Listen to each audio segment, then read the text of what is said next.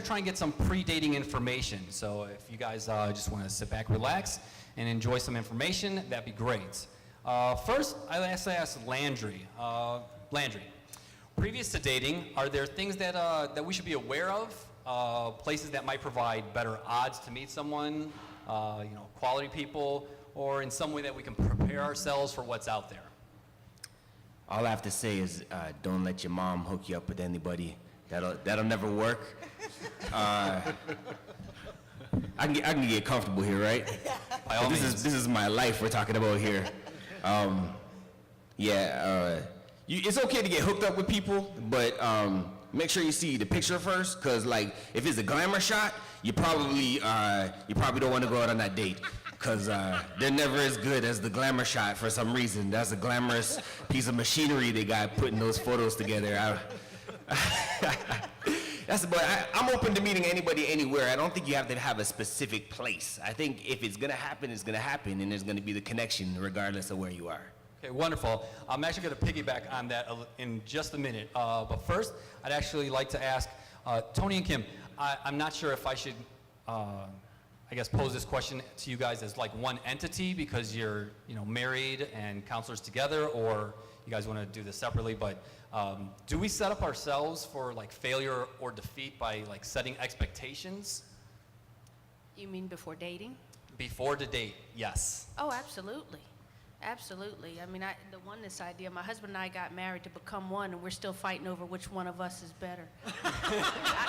Me personally, I think I'm better, but... Me too. So, I do. I think we come, and even in faith circles, they tell you to make a list of the top 10 things that you want in a particular person, and I'm not sure of anybody that's a perfect 10 on those lists. But I do think that we come to relationships with an expectation, sometimes based on past hurts and present desires. Yeah. And Tony, how would you suggest that we get over these expectations prior to going out dating? When you go on a date, everyone lies on their dates. That's just how it is. Nobody, when you're dating, you lie to one another and you like it, and then when you get married, you start telling the truth to each other and you hate it. So you really, getting to know someone on a date is really be an open book. It's called into me, you see. That is, be present in the moment as it is occurring and experience the person in that environment at that time without trying to have a preconceived notion. Just get to know who they are. Okay, wonderful. Patty, I read something in your bio that said something about you try and teach about action and attraction. And I'm just curious, have we been trained or brainwashed on who or what type of person we should be attracted to? I don't know that we're brainwashed, but I think we brainwash ourselves because we think there's a particular person out there that we are attracted to, and it cuts us off from a lot of opportunities. And like Kim was saying, the things that we think we're attracted to are usually based on shoulds or standards and ideals that may belong to somebody else or may belong to your past. And we cut ourselves off from really great opportunities because of that list. Okay, and so I'm hoping that this evening we're going to be able to overcome some of those hurdles and fix some of those problems. We're going to talk about that some more tonight. Yes. Wonderful, wonderful. And Madame, based on Eastern philosophies, would you say that there's a different approach or mindset to dating? It's not necessarily a different mindset, but the Eastern and the Western mind do work differently together just because of our own conditionings. It's more about embracing the Eastern philosophies even when you're in the Western culture, just because of the openness and, sorry. Okay, I lost my train of thought. I have no idea where I was going. Bringing Eastern philosophies into the Western world.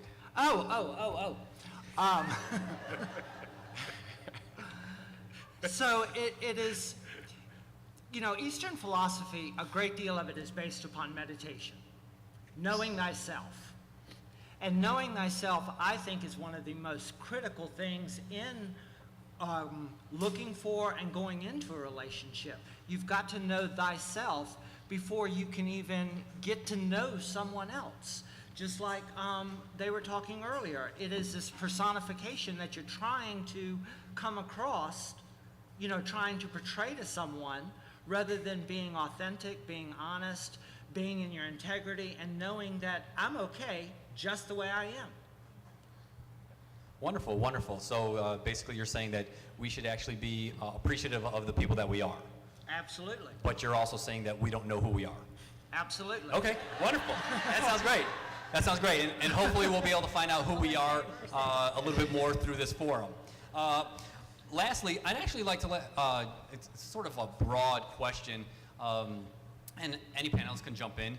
How do you guys feel about meeting people on the internet or speed dating or things of that nature that are sort of, I don't know, maybe considered novelty?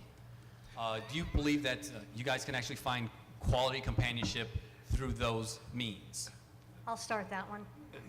So I started my career in the corporate world, and I was a marketing director. I was head of marketing for Georgia Natural Gas as my last job before I jumped ship, became a corporate refugee. So I believe in multiple channels, multiple ways to meet new people. Otherwise, you're stuck in a little sandbox. So yes, I think you can meet quality people online and speed dating, and some of it is just helpful in getting the numbers game, getting you out of a rut, and will change your perspective, because you can meet all sorts of different people that you hadn't been considering before. So yes, absolutely.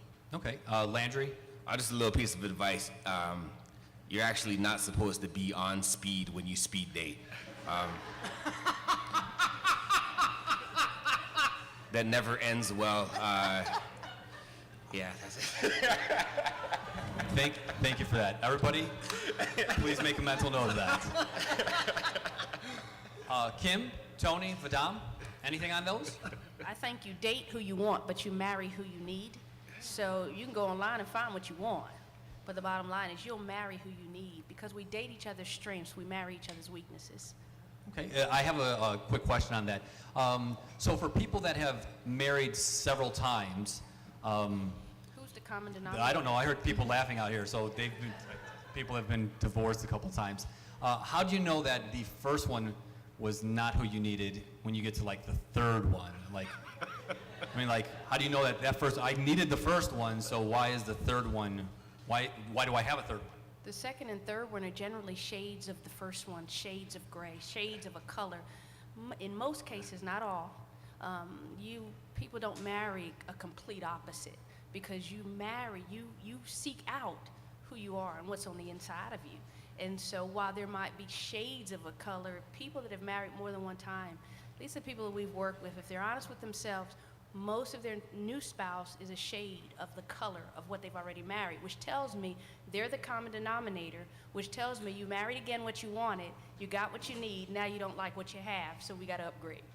Okay, wonderful. Vadam, you have any insight onto the internet dating? Yeah, well, just to bump on what Kim was saying, and in relation to what I was saying with knowing thyself, you're going to remarry that same person all over again until you have done the work on yourself to be the change that you want to bring into your life. You're the one that's got to do that first. Tony? When it comes to dating in general, spending 2 hours with someone who is on their best behavior, in their best outfit, doesn't tell you a whole lot about them. That you can put it together for a couple hours. Anyone with, good intellectual skills can put it together for a couple hours. So that might be an entrance to a meet, but I don't want you to assume that you're actually getting to know someone because you had a meal with them. You really need to get to know more about their family, the dynamics of their upbringing, and who they live with. Meet the other people that comprise their life, and then you'll have a better idea about who they actually are. But whether it's internet or a friend or a neighbor or a coworker or any of those environments, you do need more ways to meet more people. Most of us will select from a very narrow audience and then feel compelled to choose among what we have access to. But explore, meet more people. As long as it's not your I would mother. like to add one more thing. Okay. And that is, I believe in build it and they will come. So you can have lots of multiple opportunities to meet people, but if you're ready, as we've been saying, they'll show up anywhere, at the grocery store, at the Braves game, at the airport, you name it, they'll show up. Okay.